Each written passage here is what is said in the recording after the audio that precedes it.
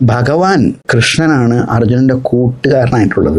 ഭഗവാനാണ് കൂട്ടുകാരൻ. ഭഗവാന്റെ കയ്യിൽ സുദർശന ചക്രമുണ്ട്. ഭഗവാനാണ് യുദ്ധഭൂമിയിൽ അർജുനന്റെ കൂടെ നിൽക്കുന്നത്.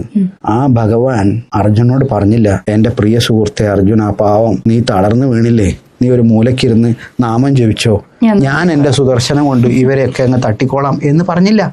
ഭഗവാൻ പറഞ്ഞത് എഴുന്നേൽക്ക്, യുദ്ധം ചെയ്യേ.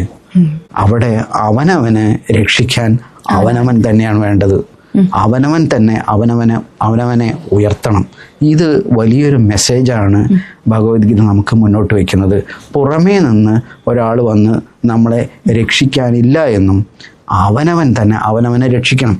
അവനവൻ തന്നെ അവനവനെ രക്ഷിക്കാൻ വേണ്ടി ശ്രമിക്കുമ്പോൾ അവനവന്റെ ഉള്ളിൽ തന്നെ ഭഗവാൻ ഉദയം ചെയ്യും. യഥാ യഥാ ഹി ധർമ്മസ്യ ഗ്ലാനിർഭവതി ഭാരത അഭ്യുത്ഥാനം അധർമ്മസ്യ തദാത്മാനം സൃജാമ്യഹം. ആത്മാനം, അവനവനിൽ ഭഗവാൻ ഉണരും.